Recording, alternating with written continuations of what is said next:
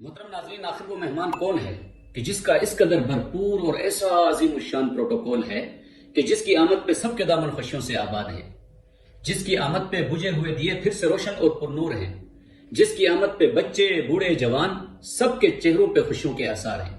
آخر وہ مہمان کون ہے کہ جس کی آمد پہ آسمانوں پہ چراغا اور جنت میں سیلیبریشن کا سما ہے، اور جس کی آمد پہ امیر تو امیر غریبوں کے گھر بھی مالی وسعتوں سے مالا مال ہے، اور جس کی آمد پہ آسمانوں پہ ہمارے برائٹ فیوچر اور ہمارے روشن مستقبل کی پلاننگ ہو رہی ہے۔ تو چلیے ہم آپ سے کراتے ہیں اس مہمان کا تعارف اور انٹروڈکشن۔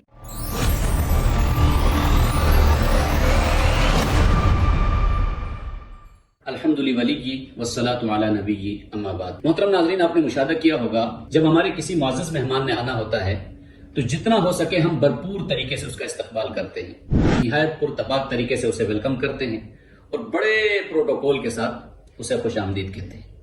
ہمارے ہاں اسے کوئی تکلیف نہ پہنچے، اس لیے ہر قسم کا سامان راحت مہیا کرنے کی کوشش کرتے ہیں۔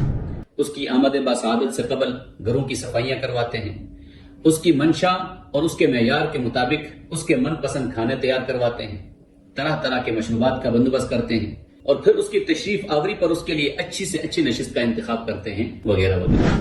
تو میرے محترم ناظرین، ہم یہ سارے تکلفات کیوں کرتے ہیں؟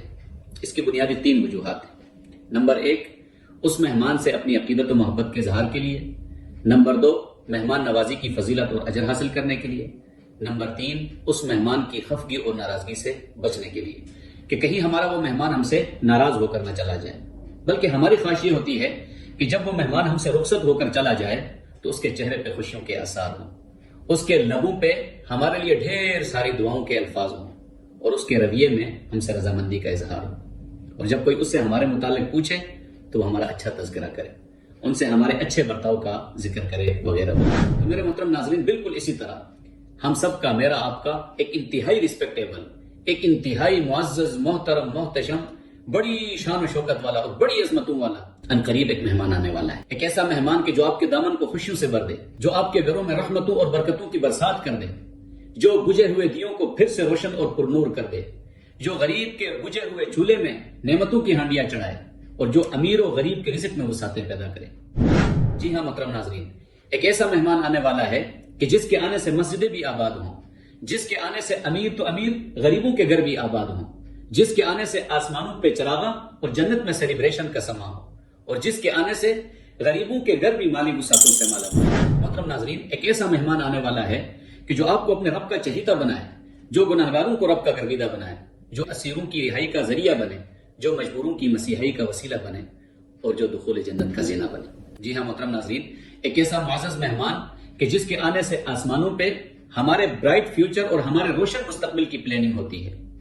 چنانچہ اس مہمان کی آمد بسعادت سے جنت میں ہمارے لیے سونے، چاندی، ہیرے جواہرات، سرخ یاقوت، زمرد اور مرجان کے قیمتی ترین پتھروں سے ہزاروں مربعوں پر مشتمل گھر، بنگلے اور کوٹھیاں تیار ہوتی ہیں۔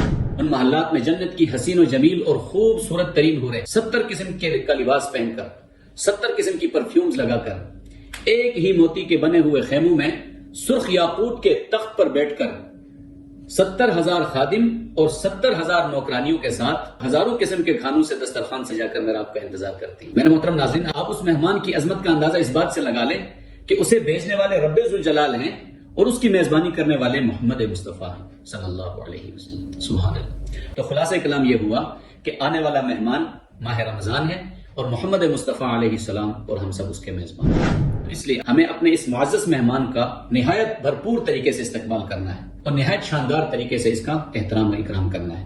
کیسا اکرام؟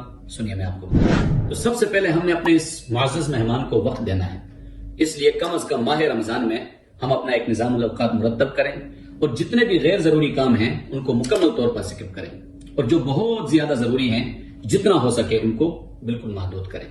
نمبر 2، پورے ماہ رمضان میں مرد حضرات مسجد میں باجماعت نماز کا اہتمام کریں اور خواتین گھروں میں اس کی پابندی کریں۔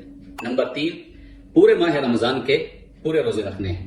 نمبر 4، پورے ماہ رمضان میں پوری نماز تراویح میں پورا قرآن پاک سننا یا سنانا ہے۔ نمبر 5، پورے ماہ رمضان میں اپنے پڑوسیوں کو، اپنے عزیز و اقربا کو، بالخصوص اپنے نادار اور مالی اعتبار سے کمزور فیملیز کو مکمل طور پر مالی سپورٹ کرنا ہے۔ نمبر 6، پورے ماہ رمضان میں روزانہ افطار کے وقت بلا ناغہ پورے عالم اسلام کے مظلوم مسلمانوں کے لیے، بالخصوص اس وقت جہاں جہاں مسلمان ظلم کی چکی میں پس رہے ہیں، ان مظلوم مسلمان ماؤں، بہنوں، بچوں، بوڑھوں اور جوانوں کے لیے خصوصی دعائیں کرنی ہیں۔ نمبر 7، پورے ماہ رمضان میں اپنے مرحومین کے لیے، بالخصوص اپنے مرحوم والدین اور اپنے عزیز و اقربا کے لیے، اور اسی طرح مجبور و لاچار لوگوں کے لیے، گھروں اور ہسپتالوں میں موجود بیماروں کے لیے، تنگ دست اور بے روزگار افراد کے لیے، اور اپنے وطن سے دور پردیس میں رہنے والے اپنے بھائیوں کے لیے خصوصی دعائیں کرنی ہیں۔ نمبر 8، پورے ماہ رمضان میں نوافل، تسبیحات، ذکر و اذکار، تلاوت قرآن اور کثرت استغفار کا اہتمام کرنا ہے۔ نمبر 9، پورے ماہ رمضان میں بد نظری، بد کلامی، بدکاری، بد دیانتی، جھوٹ، فریب، دھوکہ، رشوت، چوری، کرپشن، سودی لین دین، حرام خوری اور شراب نوشی جیسے سنگین جرائم سے مکمل طور پر اجتناب کرنا ہے۔ اور نمبر 10، پورے ماہ رمضان میں اس ماہ مقدس کے فضائل اور اس کے انوارات و برکات سے خود کو اپڈیٹ رکھنے کے لیے اس چینل کو سبسکرائب کرنا ہے۔ نئی موٹیویشنل ویڈیوز کو دیکھ کر سن کر خود کو موٹیویٹ رکھنا ہے۔ اللہ پاک ہم سب کو اس ماہ مبارک کا کامل نور نصیب فرمائے۔ ملتے ہیں ماہ رمضان میں۔ السلام علیکم۔ رمضان قد أهل بالصيام وأطل مسعدا أهلا وخلا ليته في كل حين. رمضان قد أهل بالصيام وأطل مسعدا أهلا وخلا ليته في كل حين، ليته في كل حين.